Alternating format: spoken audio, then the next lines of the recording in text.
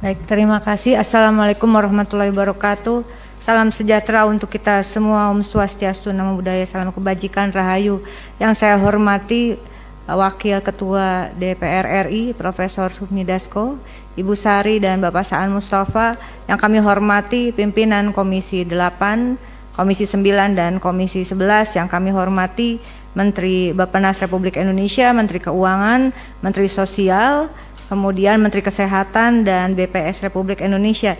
Terima kasih untuk kesempatannya. Saya tidak ada di komisi terkait, tapi saya diundang. Terima kasih karena sekarang di Komisi 13. Tentu soal sistem jaminan sosial nasional adalah soal HAM warga negara yang dimandatkan juga dalam peraturan di nasional kita maupun dalam peraturan internasional. Nah, oleh karena itu menurut saya kita kembali sedikit pada Undang-Undang 40 2004 yang mengamanatkan adanya kenapa kita bisa ada BPJS sekarang ini. Undang-undang tentang SJSN ada prinsipnya 7, Undang-Undang kegotong royongan, kemudian prinsip nirlaba, keterbukaan, kehati-hatian, akuntabilitas, portabilitas, dan kepesertaan wajib. Lalu kemudian lahirlah Undang-Undang BPJS 25 Oktober 2011.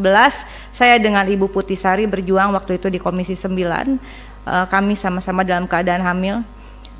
Disahkan di paripurna DPR pada tanggal 25 Oktober 2011 dengan Undang-Undang nomor 24 tahun 2011. Undang-undang ini lahir tidak dengan mudah, Bapak Ibu yang kami hormati. Undang-undang ini bertahun-tahun kami perjuangkan. Dan kemudian lahirlah PP nomor 75 tahun 2021 tentang pelaksanaan program PBI Jaminan Kesehatan dengan sasaran utamanya fakir miskin, masyarakat tidak mampu, kelompok rentan yang ditetapkan oleh pemerintah. Dan saya teringat bahwa apa yang disampaikan oleh Presiden Prabowo pada saat pelantikan di paripurna DPR, bahwa tidak menginginkan lagi adanya kebijakan yang tidak berbasis pada data faktual atau berbasis hanya pada data statistik yang terindikasi tidak sesuai dengan kebutuhan real dan kondisi real rakyat Indonesia. Bapak Ibu yang kami hormati, tadi dikatakan peserta PBI yang ditanggung oleh APBN 96,5 juta sekian begitu, dan kemudian tadi disampaikan oleh Pak Dolfi, pimpinan dari Komisi 11, sebetulnya ada 146 juta yang telah diputuskan penerima PBI dengan anggaran 58,9 triliun. Pertanyaan pertama saya adalah kenapa masih harus ada, tadi dari fraksi PKB mengatakan kenapa harus ada yang masih dibebankan pada APBD? Pada APBD dengan total kepesertaan data tadi disampaikan per bulan Februari ada 47.392.788 orang masih dibebankan kepada APBD. Padahal di dalam APBN sudah diamanatkan 146 juta dan yang telah dialokasikan 96,515 juta. Artinya keseluruhan peserta PBI saat ini adalah 143.908.093 peserta. Dikalikan jumlah penduduk Februari saat ini, kalau di googling ini juga datanya belum pasti, tapi anggaplah benar 287,041161 jiwa. Artinya dengan prinsip yang tadi sasaran utama penerima bantuan iuran, dari 143,98 juta jiwa, artinya jumlah penduduk miskin Indonesia saat ini 50,31%. Bapak Menteri Keuangan, tentu ini bukan kondisi yang baik-baik saja.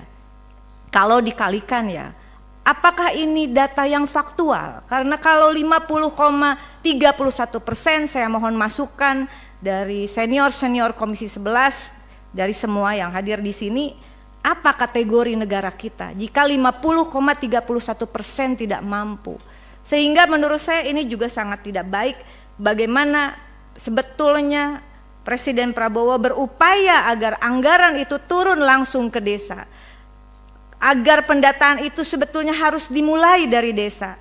Oleh karena itu izin saya merekomendasikan, pertama saya sepakat reaktivasi peserta yang dinonaktifkan tadi segera, karena ini mohon izin pimpinan, mereka sangat, ini persoalan nyawa, ada 120.472 orang kali 42.000 kali 3 bulan hanya 15,179 miliar, bukan uang kita.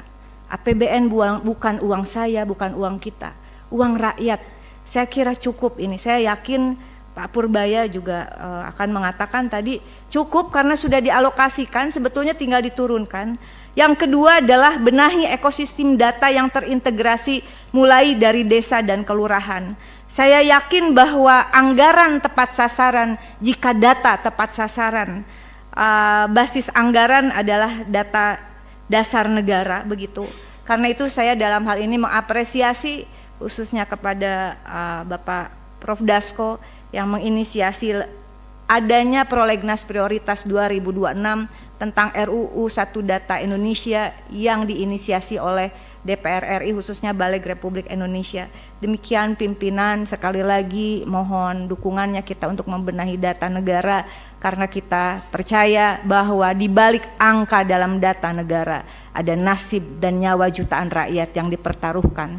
Ini bukan soal deretan angka. Kita bekerja di sini, saya yakin pimpinan, bukan sekedar untuk menghitung secara teknis deretan angka, datasen dan sebagainya. Keberhasilan kita bukan apa yang ditayangkan dalam PowerPoint, tapi keberhasilan kita ketika kita sejalan dengan Presiden Prabowo bahwa anggaran itu harus berbasis pada data agar pembangunan programnya semua terukur, terarah dan tepat sasaran, termasuk bagi peserta penerima bantuan iuran. Terima kasih. Wallahul muwaffiq ila aqwamit thoriq. Wassalamualaikum warahmatullahi wabarakatuh. Waalaikumsalam. Menteri Sosial dulu, baru Menteri Keuangan. Terima kasih pimpinan. Terima kasih atas saran, atas masukan, atas kritik, dan beberapa catatan dari para anggota Dewan. Pertama, judul besarnya memang transformasi bangsa.